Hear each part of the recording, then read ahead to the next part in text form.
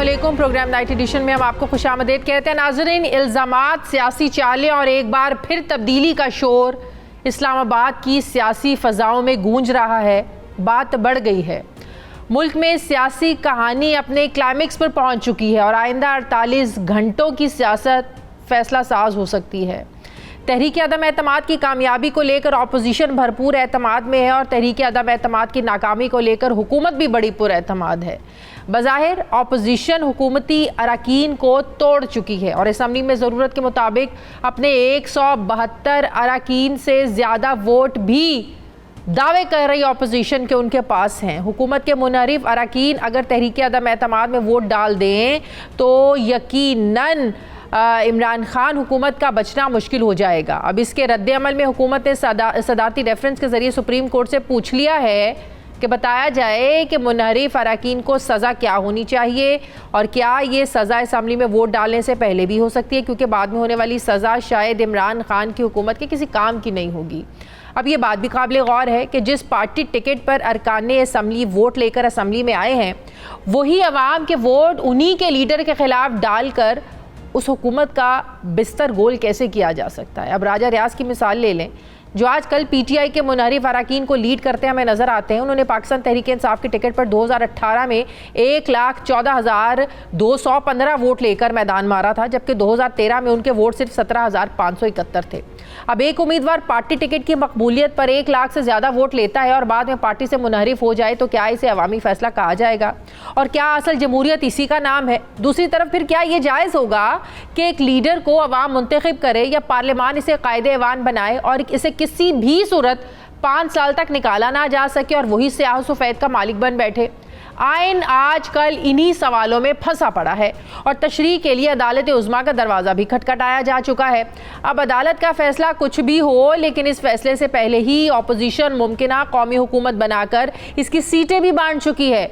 तो यहाँ भी सवाल ये पैदा होता है कि क्या कौमी हुकूमत का लफ्ज़ आइनी है या जमहूरी है, और ये ऐसी कौन सी कौमी हुकूमत होगी जिसमें से तहरीक इंसाफ माइनस होगी, क्योंकि अभी तक पार्लियामेंट में सबसे ज़्यादा कौम की नुमाइंदगी इसी तहरीक इंसाफ के पास है। और अगर तहरीक अदम एतमाद कामयाब हो भी जाती है, इत्तेहादी भी साथ छोड़ देते हैं, तो भी 155 सीटों से ज़्यादा की अवामी नुमाइंदगी तहरीक इंसाफ के पास ही होगी। ऐसे में बहुत से सवालात में अवामी ताकत दिखाने की कॉलें भी चल चुकी हैं। जहां अपोजिशन अपने मार्च की कॉल दे चुकी है, वहीं तहरीक इंसाफ की सारी सियासत एक सरप्राइज़ या ट्रम्प कार्ड 27 मार्च के जलसे में निकालने का दावा किया जा रहा है कि 27 मार्च को इमरान खान बहुत बड़ा सरप्राइज़ देने जा रहे हैं। तहरीक इंसाफ के कम होती ऑप्शंस में ये फैसला कुन कार्ड हो क्या सकता है?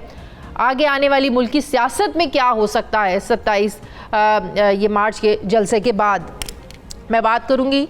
मुझे ज्वाइन करें वज़ीर मुमलिकत बराए पार्लिमानी उमूर अली मोहम्मद खान साहब। अस्सलाम वालेकुम। बहुत बहुत शुक्रिया अली मोहम्मद खान साहब आपका। अली मोहम्मद खान साहब, अपोजिशन तो पहले दिन से ही बड़ी पुरएतमाद है कि उनके नंबर्स पूरे होंगे, बल्कि नंबर्स पूरे होने से वो तो बहुत आगे बढ़ चुके हैं कि अब तो आप लोग सिर्फ डिलेइंग टैक्टिक्स यूज़ कर रहे हैं। आप कल की बजाय आज ले आएँ तो आप लोगों को शिकस्त ही होगी। तो हुकूमत डिलेइंग टैक्टिक्स इस्तेमाल क्यों कर रही है बकौल अपोजिशन की? अगर आप लोग भी इतने पुरएतमाद हैं तो इजलास को मुलतवी क्यों किया जा रहा है? अपोजिशन ने तो आज भी बड़ा शोर मचाया है। बिस्मिल्लाहिर्रहमानिर्रहीम, अल्लाहुम्मा सल्लि व सल्लिम व बारिक अला सय्यिदिना मोहम्मद। बहुत शुक्रिया। हुकूमत तो अपने वक्त के तयन का हमें इख्तियार हासिल है, लेकिन ज़ाहिर है आखिरी फैसला जो है वो स्पीकर साहब का है। या हफ्ता पहले या हफ्ता बाद उसका रिजल्ट तो आ जाएगा, लेकिन कौम अपना फैसला वैसे सुना चुकी है। जिस तरीके से कौम खड़ी हुई है, मैं आज भी अभी मैं हल्के में हूँ और जो पिछले 2.25 साल से, पहले साल तो इतना नहीं था, लेकिन 2-2.5 साल से जो महंगाई की वजह से हमें इश्यूज थे, काफी सेटबैक भी था पॉलिटिकल, लेकिन जिस तरीके से इन लोगों का ख्याल था कि शायद इमरान खान साहब को बैकफुट पे ले आएंगे, जो इमरान खान निकले हैं अवाम में और जिस तरह से पाकिस्तानी अवाम ने, नौजवानों ने, यूथ ने, खवातीन ने, सब ने पजीराई दी है इमरान खान के उस स्टैंड को, एब्सोल्युटली नॉट को, और उनके इस्लामोफोबिया पे इंटरनेशनल स्टैंड को, मुस्लिम उम्मा के स्टैंड को, और हुर्मत रसूल सल्लल्लाहु अलैहि वसल्लम और ख़ातम नबीन सल्लल्लाहु अलैहि वसल्लम, इस पे जो उनका स्टैंड है, सीरत नबी सल्लल्लाहु अलैहि वसल्लम की और रहमतुल आलमीन अथॉरिटी बनाना, जो उनके मजहबी स्टेप्स हैं, प्लस जो सोशल अभी जो हमारा हेल्थ कार्ड वगैरह है, सेहत कार्ड, और उसके साथ साथ जो करप्शन के खिलाफ वो खड़े हो गए मजबूत, तो कौम ने बिल्कुल पांसा पलट दिया है। और मैं समझता हूं कि अपोजिशन को शायद उसका एहसास हो गया है या होने वाला है। मतलब क्या आप कह रहे हैं कि इमरान खान के जलसे में, प्राइम मिनिस्टर के जलसों में जो आवाम आ रही है उनको कोई फर्क नहीं पड़ता कि महंगाई है, उनको कोई फर्क नहीं पड़ता कि बच्चों के स्कूलों की फीसें पूरी नहीं हो रही हैं, उनको कोई फ़र्क नहीं पड़ता कि तहरीक अदम एतमाद लाने वाले जो हैं वो चोर हैं, डाकू हैं, लुटेरे हैं, वो इमरान खान के साथ हैं? देखें, ऐसा नहीं है। आपने उसको बड़ा सिंपलिस्टिक सा थोड़ा सा व्यू दिया है। लोगों को फ़र्क पड़ता है, महंगाई का फ़र्क पड़ता है, उनको मुश्किलात का सामना होता है, लेकिन इन द बिग पिक्चर जब वो एक वसी नज़री से देखते हैं कि क्या पाकिस्तान को अब उन लोगों के हवाले कर दें जो एक साजिश का शिकार होकर एक ऐसी हुकूमत के खिलाफ वो एक नबर्द आजमा है कि जो इस वक्त बड़ी ताकतों को आंख भी दिखा रही है और जियो पॉलिटिक्स में अपना रोल अदा करी है। खासकर जो आज़ाद खारजा पॉलिसी पे जनाब इमरान खान साहब ने स्टैंड लिया, और जो काम हमें तारीख की किताबों में पढ़ाया जाता है कि हमें अर्ली 50s में अमेरिका के साथ साथ रूस के साथ और ईस्ट के साथ भी ताल्लुक रखना चाहिए था, सिर्फ वेस्ट नहीं। जो नॉन अलाइंड मूवमेंट जिस तरह से हिंदुस्तान ने किया, खान साहब ने उसका जिक्र भी किया, तो जो आज़ाद खारजा पॉलिसी की तरफ इमरान खान साहब गए हैं उस पर वेस्ट को काफ़ी तकलीफ है। और ये रजीम चेंज की साजिशें माजी में भी होती रही हैं थर्ड वर्ल्ड कंट्रीज के खिलाफ, कि जो कोई बड़ी लीडरशिप पैदा होती है, खड़ी होती है, तो ये बड़ी ताकतें उसके खिलाफ जो लोकल प्लेयर्स हैं उनको यूज करके पैसा चला के उनको हटवाते हैं, क्योंकि उनको वो बंदे चाहिए जो रिमोट कंट्रोल पे हों या उनकी कोई कमजोरी हो। इमरान खान साहब की कोई कमजोरी नहीं है, उनके असासे हैं बाहर ना कुछ, उन्होंने सारे अंडे जो है उनके पाकिस्तान के बास्केट में है, इस वजह से वो डिक्टेशन तो लेने वाले नहीं है। इस बुनियाद एक चीज बताएं, एक बात बताएं अली मोहम्मद खान साहब, 27 मार्च को आप 10 लाख लोग, तो कौम ये सोचती है कि ठीक है मुझे महंगाई के इश्यूज हैं, लेकिन वो एक इंटरनेशनल मसला है और उस पर अब कमी भी पाई जा रही है। वो ये सोचते हैं कि क्या मेरे बच्चों का मुस्तकबिल इमरान खान के हाथ में मजबूत है या उनका मुस्तकबिल जो फ्यूचर लीडरशिप अपनी जो बच्चे तैयार करें लीडरशिप के लिए, क्या बिलावल और मरियम के हाथ में हम अपने बच्चों का मुस्तकबिल दे दें? मैं समझता हूँ that is a disgrace to the intellect of the people of Pakistan. एक और बात बताएं अली मोहम्मद खान साहब, 27 मार्च को नहीं है कि लोग बच्चे तैयार करेंगे हमारी कौम की लीडरशिप के लिए, इस वजह से कौम जो है 27 को इमरान खान साहब के साथ निकलेगी। 27 मार्च को 10 लाख की जगह, जितने भी हैं आप देखेंगे, 10 लाख की जगह 20 लाख लोग भी अगर आप लोग परेड ग्राउंड में इकट्ठे कर लेते हैं, अदम एतमाद की तहरीक पर इसका क्या असर होएगा, क्या फर्क पड़ेगा? जो अपोजिशन के पास नंबर्स पूरे हैं, जो नंबर्स पूरे होने से ज्यादा नंबर हैं, उन पे क्या फर्क पड़ेगा? वो तो लेकर आएंगे, वो तो रुकने वाली नहीं है।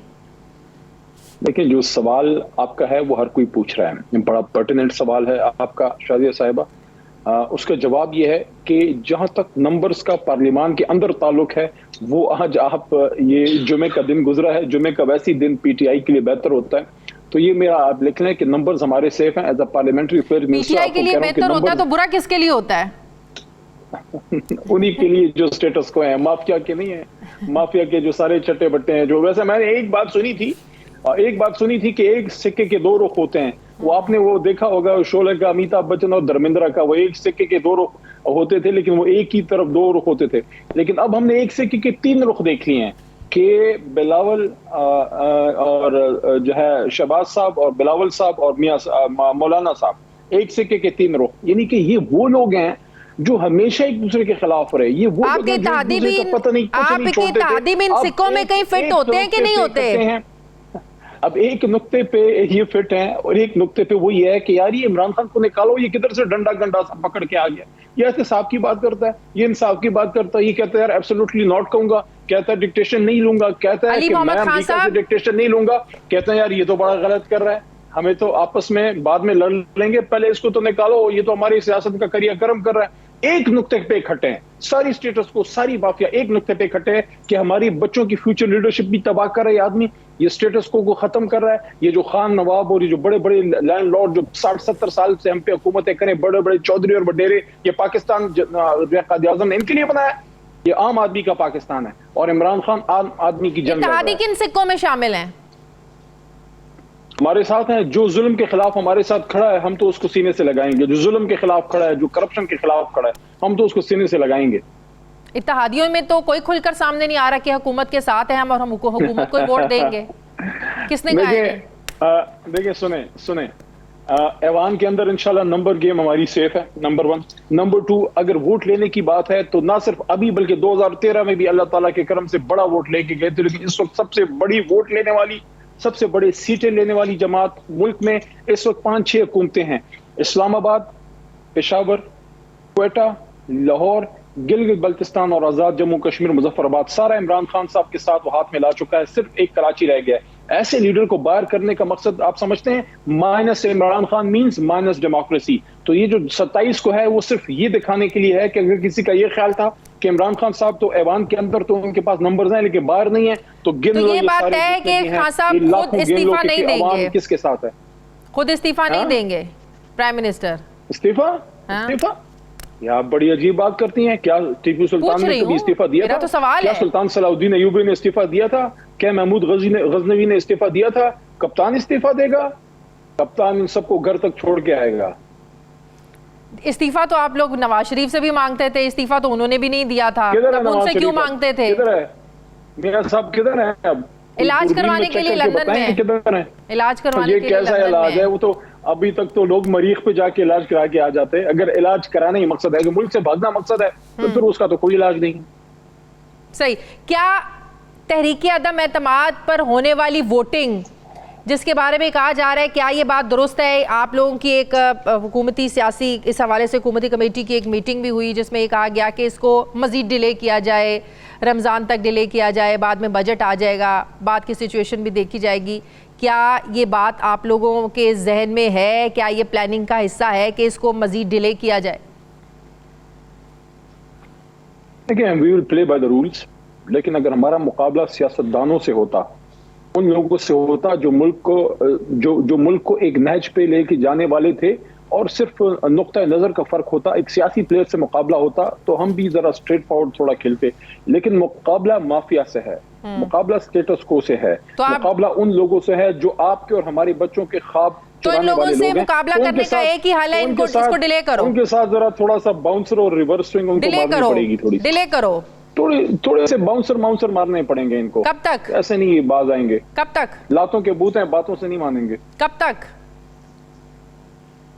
जब तक आईन इजाजत देता है। We'll play according to our cards. इससे तो फिर ऑपोजिशन का बयानिया सच हो जाएगा कि आप लोग वोटिंग आपकी पूरी नहीं है, आप लोग घबरा रहे हैं और एक दिन और मिल जाए इक्तदार में, 2 दिन और मिल जाए इक्तदार में, तो उसको आप लोग जो है ना इसलिए प्रोलॉन्ग कर रहे हैं। हम सियासत उन लोगों के लिए तो नहीं कर रहे जो मुल्क के ख्वाबों के कातिल हैं, जो मुल्क के ख्वाबों के डाकू हैं। हमने उन लोगों के लिए सियासत तो नहीं की, हम तो पाकिस्तानी अवाम के लिए कर रहे हैं, और पाकिस्तानी अवाम को अपने लीडर पे एतमाद है।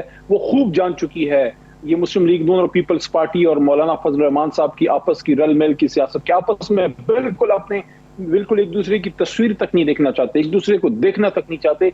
एक वजह से इकट्ठे हैं कि इमरान खान साहब ने उनकी सियासत का क्रियाक्रम कर दिया है।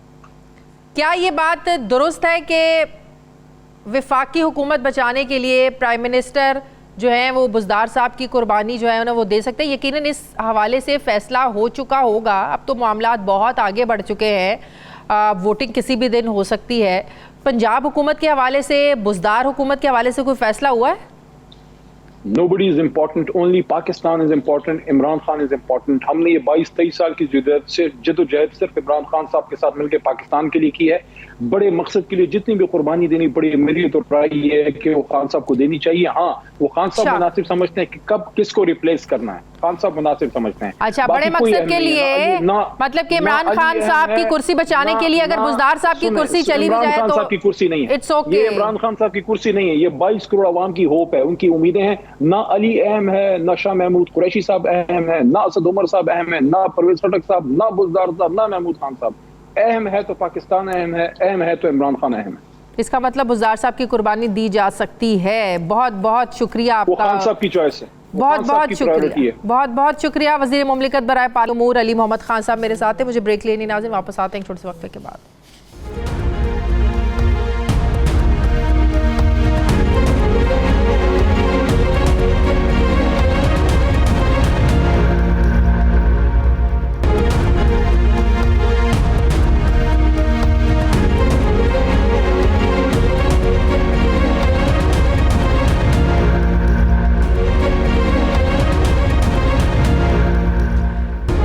बाद एक बार फिर से आपको खुशामदीद कह रहे हैं। हुकूमत नाज़रीन बड़े ये दावे कर रही है कि जो मुनहरिफ अरकान है वो वापसी के लिए हुकूमत से राब्ते भी कर रहे हैं और माफ़ियाँ भी मांग रहे हैं। कितनी सच्चाई है इसमें? मुनहरिफ रहनुमा PTI अहमद हुसैन डहर साहब मुझे ज्वाइन करें। अस्सलाम वालेकुम, बहुत बहुत शुक्रिया अहमद साहब आपका। अहमद साहब, वापसी का टिकट कटवा लिया आपने PTI में वापसी का?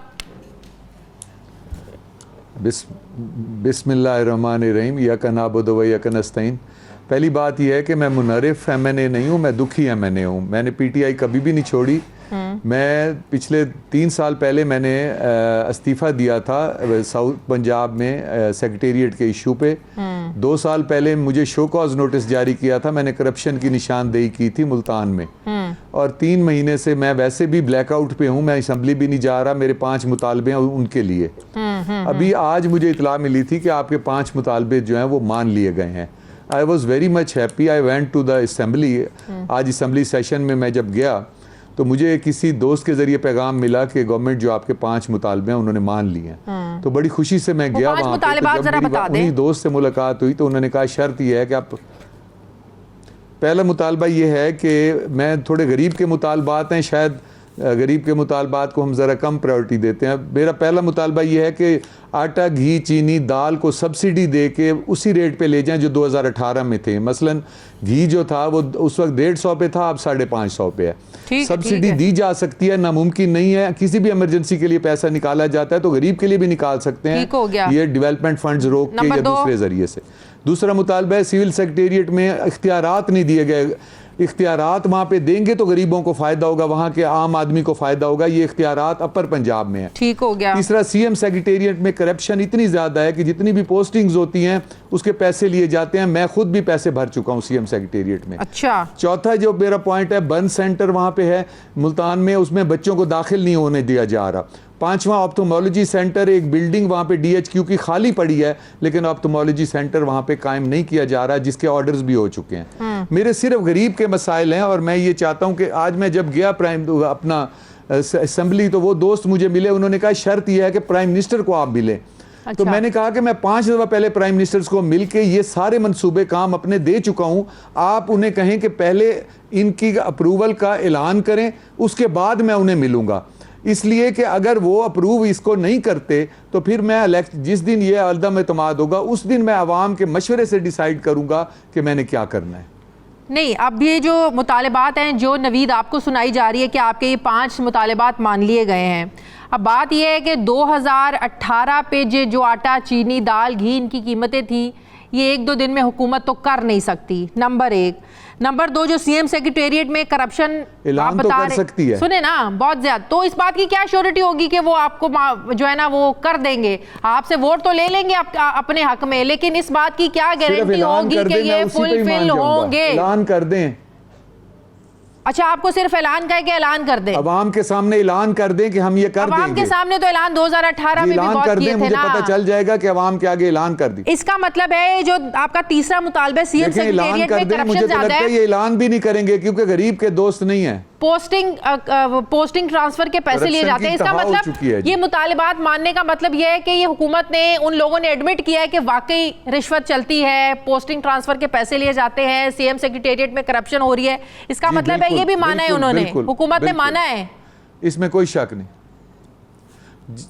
जी। ये तो इसके सबूत मौजूद हैं। अब मैं आपको क्या बताऊं। और दूसरी बात यह है कि लैंड रेवेन्यू के मैंने फाइलें दी हैं प्राइम मिनिस्टर को, जिसमें 2-2 कनाल 3-3 कनाल गरीबों की बगैर थंब इम्प्रेशन लगाए ज़मीनें उतर गईं और उनको हार्ट अटैक हो गए। और उसके मैंने फ्रेंजिक करा के 5 फाइलें दी उनको कि इसके ऊपर एक्शन लें कि वहाँ पे माफिया जो है वो अपना पुलिस, एंटी करप्शन और लैंड माफिया मिल के गरीबों को लूट रहे हैं। आम आदमी के लिए वहाँ जीना अजाब हो गया है और उसके मैंने सबूत पेश किए हैं। अब ये गरीबों के काम हैं। देखिए, अगर गरीबों के काम हम नहीं कर सकते तो हम किस लिए आए थे? हमने यहाँ वादा किया था, हम पुलिस रिफॉर्म्स लेके आए थे। जो रिफॉर्म्स लाना बंदा था वो इतना मायूस हुआ, उसने इस्तीफा दे दिया। हमने कहा जुडिशियल रिफॉर्म्स लाए थे, जजेस की तादाद आज तक पूरी नहीं की गई ताकि जुडिशरी अपनी मर्जी से जज ना बनाए। अच्छा, ये सारी करप्शन जो आप कह रहे हैं पंजाब में हो रही है, क्या इस हवाले से आपने बुज़दार साहब से कभी मुलाकात की हो, उनको बताया कि आपके नाक के नीचे क्या हो रहा है, नीचे डिपार्टमेंट्स क्या कर रहे हैं, तो जरा देखें? इसका मतलब है बुज़दार साहब को 10 दफा बता चुका हूं, अच्छा, लिख के दे चुका हूं। यहाँ हम MNAs की आम दिनों में नहीं सुनी जाती, जब हमारे वोट की ज़रूरत पड़ती है तब हमारी सुनी जाती है। और मैंने उसी का लिया, ना मैं सिंध हाउस में गया हूँ, ना मैं अपोजिशन से मिला हूँ। मुझे आज उन्होंने हल्का सा मैसेज किया, मैं भाग के असम्बली चला गया, नहीं तो आपको पता है जो जिनके ये बागी कह रहे हैं वो तो असम्बली जा ही नहीं रहे। तो मैं पहुंच गया जब मुझे पता चला कि उन्होंने शर्त रखी है कि प्राइम मिनिस्टर को मिले। मैंने कहा जी प्राइम मिनिस्टर को 10 दफ़ा मिल चुका हूँ, उन्हें कहीं ऐलान करें मैं अभी आ जाता हूँ। अब देखें वो इस चीज़ को भी पॉलिटिकली यूज़ कर रहे हैं। मैं तो सिर्फ गरीब के मसले के लिए मैंने एहतजाज किया है। के लिए ऐलान करना तो मुश्किल नहीं है, वो ऐलान कर देंगे, लेकिन इस बात की तो कोई गारंटी नहीं है कि 5 के 5 मुतालिबात आपके पूरे हो जाएंगे। आपका वोट तो उनके पलड़े में चला जाएगा। आप कहते हैं ऐलान करेंगे, मैं कहता हूं अच्छे कामों का ऐलान भी नहीं करेंगे। वो ऐलान तो करें, चलें ऐलान तो करवाएं मेरे मुतालबात का उनसे।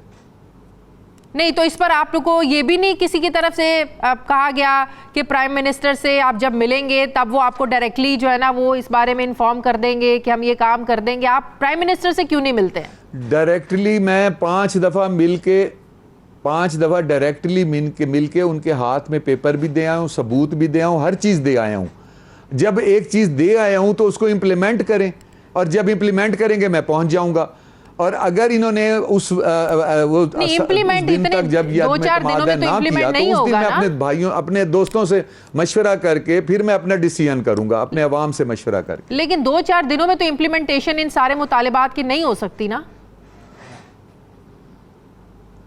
मैंने तो कहा ऐलान कर दें, सारे जो मेरे काम है उनका ऐलान कर दें, इम्प्लीमेंटेशन बाद में कर लें, लेकिन ऐलान कर दें कि हम अल्लाह को हाजिर नाजिर जान के ये ऐलान करते हैं कि भाई हम इम्प्लीमेंट करेंगे। मैं तो इसके लिए भी तैयार हूँ। अच्छा, आपके मुझे गरीब के लिए किसी हद तक जाना पिया, आम आदमी के हकूक के लिए मैं जाऊंगा। अच्छा, और मैं ये एहतजाज आज से नहीं कर रहा, 3 साल से कर रहा हूँ। ये कोई नई बात नहीं है आज की कि 3 साल से प्राइम मिनिस्टर के सामने मैंने करप्शन के सबूत पेश किए, और मैंने कहा जो हमारे मिनिस्टर्स हैं वो पीछे से सपोर्ट कर रहे हैं डिसऑनेस्ट ऑफिसर्स को लगवा के। अच्छा, कौन से मिनिस्टर्स हैं जो शो सपोर्ट कॉज कर रहे दिया हैं? गया, मैंने वो शो कॉज भी कौन से मिनिस्टर्स हैं जो सपोर्ट कर रहे हैं? शो कॉज मिला है। कौन से मिनिस्टर सपोर्ट कर रहे हैं? फिर खुल के सामने आए ना। जो मुल्तान के 2 मिनिस्टर्स हैं, मुल्तान के जो मिनिस्टर्स हैं मैं उनकी बात कर रहा हूँ। तो नाम भी ले लें। शाह महमूद कुरैशी साहब। मुनासिब नहीं, हम वैल्यूज वाले लोग हैं, अच्छा नहीं लगता। शाह महमूद कुरैशी देखिए, साहब, मैंने नाम मेरे मुंह से ना दिलवाएं, हम कुछ वैल्यूज रखते हैं, मैं नहीं चाहता किसी को मैं डायरेक्ट पॉइंट आउट करूं। सही। ऑपोजिशन से आपसे यहां पे वैसे ही मिनिस्टर्स की हुकूमत है, यकीन करें अपोजिशन से कोई राब्ता नहीं हुआ मेरा, क्योंकि मैं तो पार्टी में खड़ा हूं, आज भी मैं PTI में खड़ा हूं, मुझे सिर्फ गरीबों के मुतालबात पूरे करवाने हैं। यकीन कर लें, मैं हल्फन अल्लाह को हाजिर नाजिर जान के कहता हूं, जब गरीब बिजली और गैस के बिल भर लेता है उसके बाद ना उसके बच्चों की फीस के पैसे बचते हैं, ना उसके खाने के पैसे बचते हैं। और ये जो लोग इतने बड़े वो कर रहे हैं, तो मैं कहता हूं 2 वक्त की रोटी छोड़ के ज़रा उसके बाद ये सारा तज्जिए करें, उन्हें पता चलेगा भूख क्या होती है। मुझे तो कहेंगे कि यार ये वो अब इतने बड़े चैनल पे बैठ के छोटी बातें कर रहा है। देखें जी, मैं एक छोटा आदमी हूं, मैं छोटा MNA हूं, मैं गरीबों का मैं एक रिप्रेजेंटेटिव हूं। मैंने गरीब की बात करनी है जो भूखा मर रहा है। आपको अगर डेवलपमेंट के फंड रोकने पड़ते हैं आप रोक लें, आप कोई कहीं से इमरजेंसी कर्जा लेना पड़ता है ले, आटा चीनी दाल और ये इसके घी के रेट जो है ना वो बहुत कम कर दिए 2018 वाले। उस्मान बुज़दार को हटाने में इतना क्यों घबराते हैं? उनको घबराहट होती है, हिचकिचाते हैं और डंके की चोट पे कहते हैं कि ये उनकी चॉइस है, बुज़दार इसमें उस्मान बुज़दार ही काम करेगा। क्यों पिछले 3.5 पौने 4 सालों में वो इतना प्रेशर भी आया, इत्तेहादियों की तरफ से भी गाए बगाए उस्मान बुज़दार की कारकर्दगी पर बातें होती रही, ऑपोजिशन ने भी बड़ा प्रेशर, ऑपोजिशन को भी साइड पे कर दे, इनके अपने पार्टी के अंदर के लोग उस्मान बुज़दार की बड़ी मुखालफत करते हैं। मैं असल हकीकत आपको नहीं बताऊंगा, इशारा दे दूंगा। देखें, 3 बंदे हैं जो इस मुल्क के सबसे बड़े हुक्मरान हैं, सदर, वजीर आज़म और वजीर आला। तीनों के नाम ऐन से शुरू होते हैं, आगे आप खुद समझ जाएं। तो ये तो फिर आप वही बातें कर रहे हैं जो शहबाज शरीफ ने 2 दिन पहले की हैं। उन्होंने ऐन का जिक्र तो शायद नहीं किया, मैंने तो नहीं सुनी है उनकी। नहीं, उन्होंने और जिस तनाजुर में आप बातें कर रहे हैं वो भी उसी तनाजुर में बातें कर रहे थे। नहीं, मुझे, मैंने यकीन करें उनकी बात नहीं सुनी। ये और बात है कि मैं हर चीज़ से हट के एक बात का उनका कायल हूँ कि वो एडमिनिस्ट्रेटर अच्छे हैं कि अगर कोई गलत काम करता है तो उसको उसी वक्त हथकड़ी लगा देते हैं। जवाब दे दें। मैंने यहाँ सबूत भी किए गलत कामों के, आज तक उनके लिए कोई एक्शन नहीं हुआ। ठीक है, आइंदा इलेक्शन क्या पीटीआई के टिकट पर लड़ना पसंद करेंगे? मेरे ये 4 मुतालबात मंजूर कर लें, मैं ज़िंदगी भर पीटीआई को नहीं छोड़ूंगा, पीटीआई के साथ ठहरूंगा। और अगर पीटीआई ये मंजूर नहीं करती तो मेरा दिल चाहता है कि मैं फिर ये लोगों से मशवरा करूं कि फिर आखिरी उम्मीद इमरान खान थी हमारे पास। इमरान खान को हम बड़े ख्वाबों के साथ देख के आए थे कि ये पुलिस रिफॉर्म्स लाएगा, जुडिशियल पॉलिसी ठीक करेगा, एग्रीकल्चर रिफॉर्म्स लाएगा, एजुकेशन का एक। आपने ऑपोजिशन के साथ मिलकर वोट देना है इमरान खान के खिलाफ? जी नहीं, मैंने अभी ऐसा कुछ डिसाइड नहीं किया, मेरा अपोजिशन से कोई राब्ता नहीं है। मेरा दिल तो ये चाहता है कि मैं उसके बाद सियासत छोड़ के घर ही बैठ जाऊं, क्योंकि ये आखिरी उम्मीद थी इमरान खान हमारे पास। लेकिन अपने इलाके के लोगों से मैं मशवरा करूंगा, जो वो मशवरा देंगे फिर उन पर अमल करूंगा। बहुत बहुत शुक्रिया। अहमद हुसैन साहब मेरे साथ है, थैंक यू। मुझे ब्रेक लेनी है नाज़रीन, वापस आते हैं छोटे से वक्फे के बाद।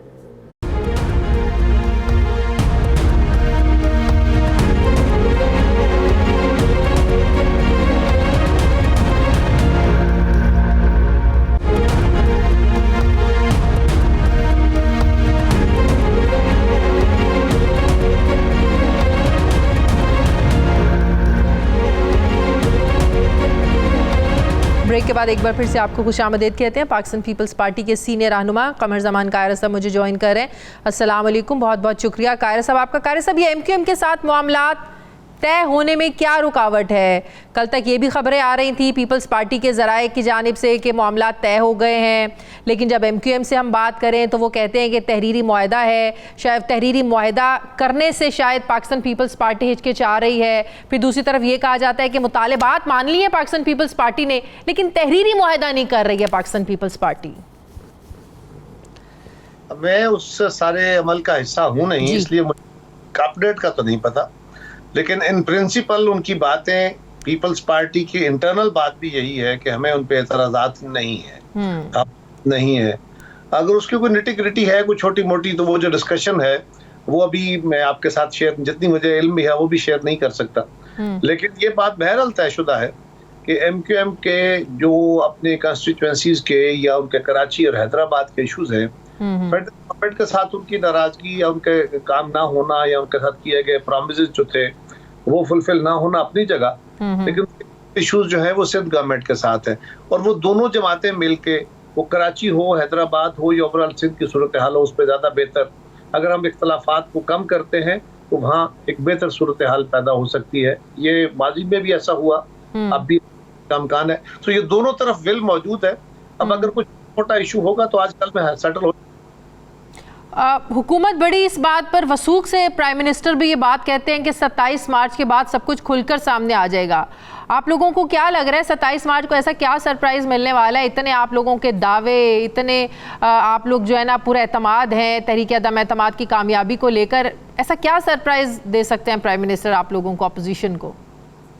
प्राइम मिनिस्टर ने इससे पहले कौन सा सरप्राइज दिया है जी? बहुत सारी बातें हैं जो वो कर देते हैं और फिर उससे इनहराफ हो जाता है।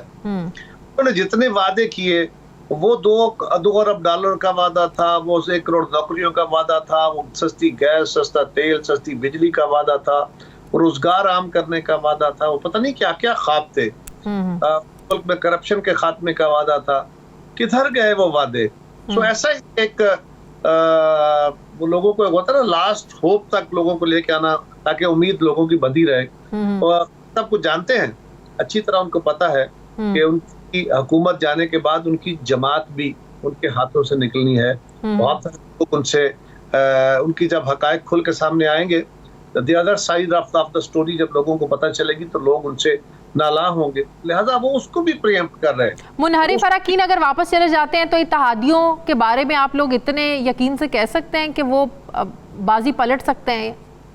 आप मुझे ये बताइए, जो कुछ इन्होंने और इनके वज़रा ने और वज़ीर आज़म साहब ने इवन टुडे उनके साथ जो कुछ किया है और कह रहे हैं, आप ये बताइए उन पे कौन सा इल्ज़ाम है जो उन्होंने नहीं लगाया, कौन सी गाली है जो उन्होंने नहीं दी। और इल्ज़ाम ये है कि जी वज़ीर आज़म साहब वो अगर कोई मेंबर छोड़ रहा है तो उसने पैसे लिए हैं, ऐसा नहीं है। उनको 2 साल पहले, 1.5 साल पहले, साल पहले बहुत सारे मेंबरान उनके ऊपर खुली तनकीद कर रहे थे, उनकी पार्टी के खिलाफ वोट कर रहे थे। उस वक्त ना उनके खिलाफ साजिश थी, ना कोई उनका पैसों का इशू था। हाँ, वो प्रिंसिपल पे इनके खिलाफ थे। अब सवाल ये है कि कुछ मेंबरान के साथ मेरी भी मुलाकात रही, उन्होंने कहा जी कि एक बात तो पूछिए, हम तो इमरान खान के साथ गए थे, तो पीपल्स पार्टी या किसी और जमात में थे, हम तो इमरान खान के साथ गए थे उसके मंशूर के साथ। अगर इमरान खान अपना मंशूर छोड़ गया है तो हम कहाँ उसके साथ खड़े होते हैं? अगर हमने उसको छोड़ा है तो हमने उसको मंशूर से, इन्हिराफ की वजह से छोड़ा है, और आज भी छोड़ा, हमने इससे पहले छोड़ा हुआ था। तो इस पे कौन सा हमारा गुनाह है? तो ये खान साहब के ऐसे दावे वादे ही हैं। मेरा नहीं ख्याल कि उनमें से कोई मेंबर भी अब वापस जाने की पोजीशन में होगा, क्योंकि इन्होंने खुद जिस तरह अपनी हुकूमत को गिराने में भी इनका रोल है, इसी तरह उन मेंबरान की नाराजगियों को पक्का करने में भी इनका अपना रोल है। कारी साहब, आपको ये नहीं लगता कि अवाम का एक सिंपैथी जो है ना वो जाग गई है इमरान खान के लिए? एक साइड पे रख दें कि अवाम सोच रही है कि महंगाई है, बेरोज़गारी है, वो अवाम यही सोच रही है। अब बहुत से लोगों से बात होती है कि 1.5 साल तो रह गया था, ऑपोजिशन ने आखिर इन 1.5 सालों में ऐसा क्या कर लेना है जो इमरान खान नहीं कर सकता था? ऑपोजिशन ने आके क्या 1-2 दिन में, 1 महीने में या 1.5 साल में उतनी महंगाई खत्म कर देंगे, सूरत हाल 2018-17 पे वापस ले जाएंगे? तो आपको नहीं लगता कि अगर ये 5 साल इमरान खान ने पूरे नहीं किए तो एक सिंपैथी वोट होगा अगले इलेक्शन में इमरान खान के लिए? देखिए, आपको सिंपैथी वोट मिला होगा, वो लोग मिले होंगे जिनकी इमरान खान के साथ सिंपैथी, और जिस बात का आप जिक्र फरमा रही हैं तो आपके साथ वो सोच वाले आपको मिले होंगे, मुझे नहीं मिले। मुझे जो लोग मिलते हैं वो पिछले 1.5 साल से लोग यही कह रहे थे कि कब जान छुड़ाएंगे इनसे, कब आप इनसे जान छुड़ा के इस मुल्क में महंगाई और तूफान जो उस वक्त आया हुआ है इकोनॉमी में, और जो करप्शन का और महंगाई का और बेरोजगारी का, कब जान छुड़ाओगे हमारी इनसे? सो हमारे साथ लोगों का व्यू मुख्तलिफ था। हाँ, सिंपैथी वोट तो अगर खान साहब ने कोई बहुत आला डिलीवर किया होता तो और बात। तो किसने कहा आपको? ये आपका सवाल मुझे समझ ही नहीं आया। किस जगह, किस मेंबर अपोजिशन ने कहा कि हम 1.25 साल में जमीन आसमान एक कर देंगे? हमने तो कहा हमेशा। ये मैं ये नहीं कह रही, नो, आप मुझे गलत समझ रहे हैं। मैंने ये नहीं कहा कि ऑपोजिशन ने कहा है, मैं कह रही हूँ लोग ये सोच रहे हैं, लोग ये सवाल कर रहे हैं कि ऑपोजिशन ऐसा क्या कर देगी 1.5 सालों में। मैं लोगों को नहीं सुन रहा, मैं आपके सवाल को रिस्पॉन्ड कर रहा हूँ, मैं आपको समझ रहा हूँ, तो मैं उसको रिस्पॉन्ड करता हूँ। सवाल यह है कि हमने किस मेंबर ने कहा कि हम 1.25 साल में, इनका 1.25 साल रहता है, 1.5 साल नहीं रहता, 1.25 साल में हम सारा कुछ ठीक कर देंगे। हम तो पहले दिन से कह रहे हैं कि भाई ये जो हुकूमत बनेगी, तय ये है कि ये हुकूमत छोटे अरसे के लिए होगी, ये इलेक्टोरल रिफॉर्म्स करेगी, इलेक्टोरल रिफॉर्म्स के बाद इलेक्शन होगा, और उस इलेक्शन के बाद आइंदा जो गवर्नमेंट बनेगी वो कोalition गवर्नमेंट हो या किसी एक जमात की गवर्नमेंट बने, अगर उसको मेजॉरिटी वोट मिल गया तो वो सबको साथ मिला के कानून साजी करेगी, ऐसी कानून साजी जिसको सबकी ओनरशिप हो। ये बात तो हम कम से कम सैकड़ों प्रोग्रामों में, सैकड़ों दफा अपनी तकरीरों में रिपीटेडली कह चुके हैं। फिर भी ये सवाल कायम है कि जी हम क्या क़यामत ले आएंगे, हम क्या कर लेंगे, हम महंगाई खत्म कर लेंगे। कौन कह रहा है जी? हमने कोई क्लेम किया? हम कोई पीटीआई हैं? हम कोई इमरान खान हैं कि हम गलत वादे करें? हमने माजी में जब वादे किए हमने उनको पूरा करने की कोशिश की है। सो ये सवाल अब बस करें हमसे। तो इस बात के कितने इम्कानात है कायरा साहब कि तहरीक अदम एतमाद आने से पहले कोई अंडरस्टैंडिंग हो जाए, सूरत रली इलेक्शंस की तरफ चली जाए? क्योंकि इस्लामाबाद में हर तरह की आजकल बात हो रही है, हर तरह की जो है अफवाहें भी फैलाई जा रही हैं कि ये भी हो सकता है, ये ऑप्शन भी है, ये ऑप्शन भी है। ऐसा कोई ऑप्शन नहीं है जी। खान साहब ने वो सारे ऑप्शंस अपने खुद ही क्लोज कर दिए हैं, हमारे भी क्लोज कर दिए हैं। हम तो चाहते थे कि वो अपनी मुद्दत पूरी करें, उन्होंने अपनी मुद्दत भी खुद कम की है। उन्होंने खुद हमें अपोजिशन को दावत दिया कि आओ मेरे खिलाफ अदम एतमाद लाओ। वो तो कहते थे जलसों में खड़े होकर, तकरीरों में उनके मेंबर्स कहते थे, उनके वजीर कहते थे कि जनाब ये क्यों हमारे खिलाफ जलसे कर रहे हो, आओ हिम्मत तो हमारे खिलाफ अदम एतमाद लाओ, आओ वजीर आजम के खिलाफ अदम एतमाद लाओ। अब आए हैं तो और जबान शुरू हो गई है। बहुत बहुत शुक्रिया। पाकिस्तान पीपल्स पार्टी के सीनियर रहनुमा मान कायरा साहब हमारे साथ थे। नाज़रीन, मुझे प्रोग्राम में एक ब्रेक लेनी, वापस आते हैं एक वक्फे के बाद।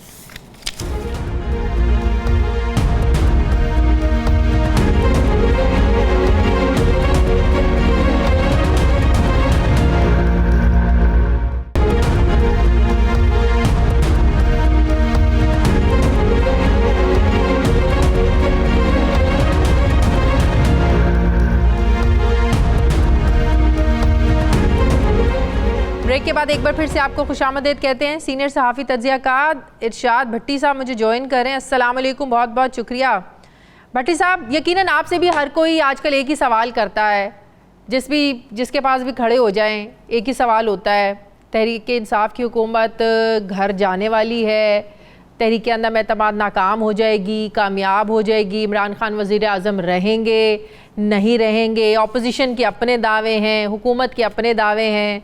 आज प्राइम मिनिस्टर ने सहाफ़ियों से भी मुलाकात की है। कुछ सोर्सेज बता रहे हैं कि उन्होंने बड़े वसूख से ये बात की है कि तहरीक अदम एतमाद नाकाम होगी। इनको पता ही नहीं है, मैंने तो का पता अपना अभी सामने लेके ही नहीं आया हूँ, ये तो अपने सारे कार्ड शो कर चुके हैं।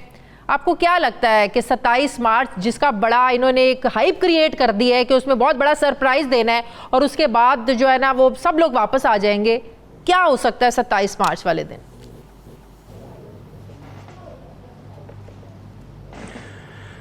देखिए मैडम स्पीकर, 2-3 बातें बड़ी इम्पॉर्टेंट हैं इसमें।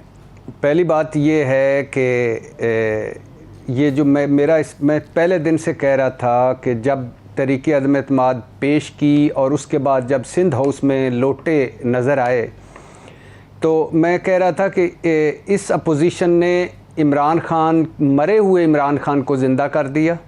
इस अपोजिशन ने इमरान खान को बहुत बड़ा रिलीफ दिया। इस अपोजिशन ने इमरान खान को नई ज़िंदगी दी। इस अपोजिशन ने इमरान खान को खड़ा कर दिया। इस अपोजिशन ने इमरान खान को एक बहुत बड़ी विटामिन्स भरी ड्रिप लगा दी। आज अब यकीन करें, मैं कराची में था, उसके बाद इस्लामाबाद में हूँ, उसके बाद बाहर से फ़ोन, उसके बाद लाहौर से, पूरे पाकिस्तान से जो दोस्त हैं जो फ़ोन करते, जो नाराज़ हो चुके थे तहरीक इंसाफ की miss management, bad governance, bad performance से, इमरान खान के वादों दावों नारों से, हर शाख पे उस्मान बुज़दार बिठाने से और बाकी सारे यू टर्नों से, वो सब इमरान खान के साथ हैं। अब क्यों हैं? वो कहते हैं कि ये कोई तरीका है निकालने का। आप वो कहते हैं कि ये सारे हर मर्तबा जमहूरियत और पाकिस्तान की बेहतरी और सिविलियन बालादस्ती और वोट को इज़्ज़त दो की खातिर इकट्ठे हो जाते हैं और निकाल बाहर फेंकते हैं। तो इसमें तो कोई शक नहीं कि जो ये मेरे लिए बड़ा सरप्राइज होगा अगर ये 27 का जलसा बहुत बड़ा जलसा होगा। एक गरीब, मेरी बात सुने ना भट्टी साहब, एक आम शख्स का, एक गरीब शख्स की भी यही सोच है कि उसे कोई परवाह नहीं अब महंगाई की। महंगाई भी पीछे रहेगी, बेरोजगारी भी पीछे रह गई, तंग हालात भी पीछे रह गए। अब उन्हें इस चीज़ की फिक्र है कि जो पुराने चोर डाकू लुटेरे इकट्ठे हो गए, अच्छा ये तरीका है इमरान खान को निकालने का, मतलब कि सारी चीज़ें पीछे रह गई। उसकी वजह ये है मैडम स्पीकर कि क्या आप समझती हैं कि बिलावल भुट्टो की फर्स्ट प्रायोरिटी महंगाई, बेरोज़गारी या जमहूर है? बिल्कुल भी नहीं है। क्या आप समझते हैं कि मरियम नवाज़ जो कुछ कर रही हैं वो महंगाई के लिए कर रही हैं या आवाम के लिए कर रही हैं? बिल्कुल भी नहीं। क्या आप समझती हैं कि शरीफ बरादरान और आसिफ अली जरदारी आवाम की हालत बदलने के लिए तड़प रहे हैं? बिल्कुल भी नहीं। मुझे इस आवाम को ग्लैमराइज़ करना बिल्कुल नापसंद है, क्योंकि ये 2000 रुपए पे हलफ ले लेते हैं कि हम आपको वोट देंगे और ये किराए पैसे लेकर जलसों में भी आ जाते हैं। ये कीमे वाले नान और बिरयानी की प्लेटों पर भी मिक जाते हैं। लेकिन लोगों को ये तो कम अज़ कम पता है कि एक तरफ अगर इमरान खान है जिसका ये हाल है तो दूसरी तरफ कौन है। इस मुल्क की बदकिस्मती ये है कि देखिए, इसमें कोई शक नहीं कि जो हमने 3.5 साल में आपने भी तनकीद की, मैंने भी तनकीद की, हम करेंगे दोबारा तनकीद के जो तब्दीली थी वो कहाँ है। लेकिन आप एक तरफ देखिए, 1970 में भुट्टो साहब ने एक नारा मारा था कि मैं रोटी कपड़ा और मकान दूंगा। आज बिलावल भुट्टो उसी ट्रक में बिठाकर कहते हैं पीछे लगे रहो, मैं भी रोटी कपड़ा और मकान दूंगा। क्या बीबी भुट्टो जी, भुट्टो का मतलब सिंध हाउस में लोटे रखना था? क्या बेनज़ीर भुट्टो साहबा का मिशन सिंध हाउस में लोटे रखना था? इसका मतलब है कि अगर बिलावल भुट्टो ये समझते हैं जो उन्होंने कहा कि ये आइन की बालादस्ती के लिए या सिंध हाउस में है और जमहूरियत की बालादस्ती के लिए, तो छांगा मांगा भी इसका मतलब है आइन की बालादस्ती थी और जमहूरियत की बालादस्ती थी और छांगा मांगा वालों के भी ज़मीर उन्होंने भी ज़मीर का साथ दिया था। एक तरफ बेनज़ीर भुट्टो से बिलावल भुट्टो सब दुखी होते हैं कि पेट्रियाट बना दी, मुशर्रफ ने पीपल्स पार्टी तोड़ दी, दूसरी तरफ उसकी पार्टी तोड़कर वो बात ठीक है, लेकिन अपने घर को दुरुस्त रखना तो खान साहब की जिम्मेदारी थी ना भट्टी साहब। लीजिएगा मैडम स्पीकर, बात सुन लीजिएगा मैडम स्पीकर। नहीं, इस तरह नहीं मैडम स्पीकर, इस तरह नहीं, क्वेश्चन पे क्वेश्चन। ये बड़ा अहम मौका है इस मुल्क के लिए, इस मुल्क के लिए बड़ा अहम मौका है। ना हमें रोटी कपड़ा और मकान मिल सका भुट्टो का, ना मुल्क एशियन टाइगर बन सका नवाज शरीफ का, ना तब्दीली आ सकी इस मुल्क में इमरान खान की। इशू बुनियादी तौर पे क्या है? इशू ये है कि आप जब अपनी जात को नफी करते हैं, जब आप झूठ बोलते हैं, जब आप मुनाफकत करते हैं, फिर आप एक्सपोज हो जाते हैं। तो ये पेट्रियाट पे जो दुखी थे वो सिंध तहरीक इंसाफ पे क्यों नहीं है दुखी उनकी पार्टी तोड़ने पर?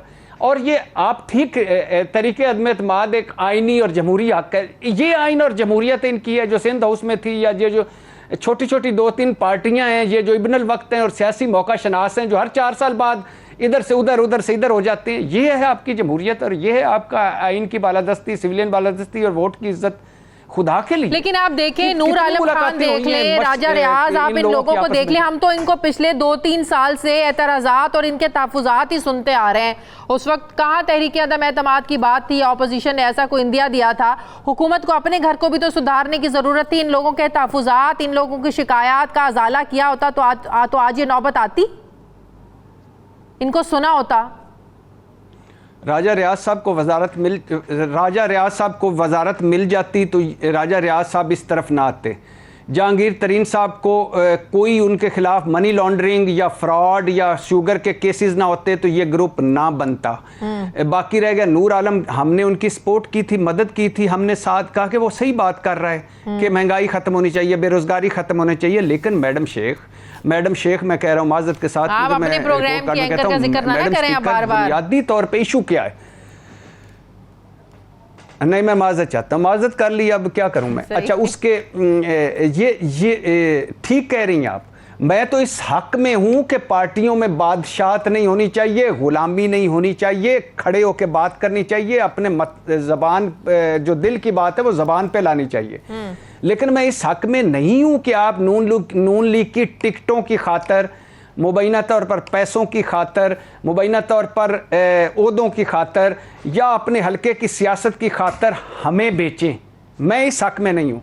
इमरान खान मैटर नहीं करता मैडम स्पीकर, मेरे जेन में रखिएगा। इमरान खान का हट जाना, रह जाना, तहरीक अदम का कामयाब हो जाना, नाकाम होना, अपोजिशन का कामयाब होना, हुकूमत का कामयाब होना, ये मैटर नहीं करता। मैटर ये करता है कि हम हमेशा मैटर ये करता है कि क्या हमेशा इनको हम ग्लैमराइज करते रहेंगे हर 4 साल बाद? आप मुझे बताइए। हाँ। चलो छोड़िए, इमरान खान को छोड़ दीजिए, एक साइड पे रखिए। आपने नून लीग की हुकूमत पनामा लीक्स पे जब हटी थी तो कितने बड़े इल्जामात थे। क्या शहबाज शरीफ सारे इल्जामात से धुल गए? नवाज शरीफ ने सारे मनी ट्रेल दे दी। आसिफ अल जरदारी 35 वालियम से सुरखरू हो गए, 10 वालियम के मुलजम बाहर आ गए, 36 कंपनी, मकसूद, चपड़ासी, फलान, वो किधर गए? क्या 4 साल बाद वो एक विलन हीरो हो जाता है और हीरो विलन हो जाता है? नहीं, आप सब कुछ करिए, मगर ये तो कोई बात ना हुई कि हर 4 साल बाद फिर वही चेहरे मुसल्लत, फिर वही चेहरे मुसल्लत, फिर वही चेहरे मुसल्लत। आज इमरान खान, अगर इमरान खान को ये 5 साल पूरे करने देते, 3.5 साल में जो बर्बादी तबाही हुई है, 1.5 साल में क्या होता कि ना, अगर ना होती। दूसरी बात यह कि अगर इत्तेहादियों को ये चीज समझ में क्यों नहीं आती है, इत्तेहादी खुलकर सामने क्यों नहीं आ रहे हैं? इत्तेहादी खुलकर सामने आने से क्यों कासिर हैं? वो अभी तक फैसला करने से अपना क्यों कासिर है? वो एक तरफ खड़े ही नहीं हो रहे, उधर भी मुलाकातें हैं, उधर भी राजी रखे हुए हैं, इधर भी राजी रख रहे हैं। बड़ा ही मासूमाना, बड़ा ही पाला सा, बड़ा सा ही एक भोला सा सवाल आपने किया है। अगर मैं आप मेरे साथ स्टूडियो में होती तो मैं इस पे आपको हैम्पर देता, बड़ा सा गिफ्ट। वो क्यों नहीं आ रहे, क्यों नहीं खड़े हो रहे, क्यों नहीं जमहूरियत के हम कंधा देते, क्यों नहीं हमारी आवाम के निकलते? भाई पहले आपने वो बैनर्स देखे होंगे जिस पे लिखा होता है कदम बढ़ाओ हम तुम्हारे साथ। अब है रेट बढ़ाओ हम तुम्हारे साथ हैं, ऑफर लगाओ हम तुम्हारे साथ हैं।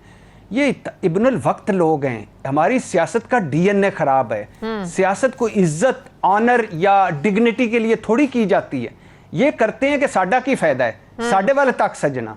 जिस तरफ आप देखें, अपोजिशन, हर कोई कह रहा है हमारा बड़ा आदमी, अपोजिशन का वाज़ेह, इत्तेहादियों का वाज़ेह झुकाव अपोजिशन की तरफ है। ओ भाई, कोई बंदा इत्तेहादियों का वजारत से तो इस्तीफा दे दे, फिर झुकाव कर ले। सही। एमक्यूएम कह रही है हुकूमत बचाना मसला नहीं, जमहूरियत बचाना ओ भाई, कब जमहूरियत खतरे में है? तुम्हारी वजह से जमहूरियत खतरे में है। आखिरी सवाल का जवाब दे ये है कि जो बड़ी ऑफर लगाएगा ये इब्नुल वक्त उधर चले जाएंगे। एक्सपेक्टेड सरप्राइज क्या हो सकता है 27 को? हाँ, बहुत इस पे बड़ी बहस हो रही है इस्लामाबाद के हर तबके में। देखें, एक तो सुप्रीम कोर्ट में केस लगा हुआ है, हो सकता है अदालत जो फैसला करे मंजूर है हमें, हो सकता है अदालत कोई ऐसा फैसला कर दे कि ये जो पार्टी छोड़कर लौटे हैं ये कहीं और वोट ना कर सकें। एक ये भी हो सकता है कि इत्तेहादियों को हुकूमत कोई बड़ा पैकेज दे दे और इत्तेहादी हुकूमत के साथ रहें। तीसरा बड़ा सरप्राइज़ ये हो सकता है कि यानी इमरान खान इस्तीफ़ा दे दें और कहें कि मैं नए इलेक्शन पे जा रहा हूँ, ये सारे इकट्ठे हो गए हैं। चौथा एक ये भी हो सकता है कि वो कोई ऐसा किसी को हटा दें या किसी को किसी जगह पे दोबारा लगा दें, ये भी कोई हो सकता है। और पांचवा, इमरान खान का ये एक नर्व्स गेम भी हो सकती है, असाब की जंग भी हो सकती है कि सरप्राइज़ दूंगा, तक वो ऐसे ही करते हैं हमेशा से, ऐसे ब्लफ गेम भी हो सकती है। सही, बहुत बहुत शुक्रिया सीनियर सहाफ़ी तदार इरशाद भट्टी साहब मेरे साथ हैं। नाज़िम, हमारे प्रोग्राम का वक्त ख़त्म हो गया, फीडबैक ज़रूर दीजिएगा, अपना ख्याल रखिएगा, मुझे इजाज़त दीजिए, अल्लाह हाफ़िज़।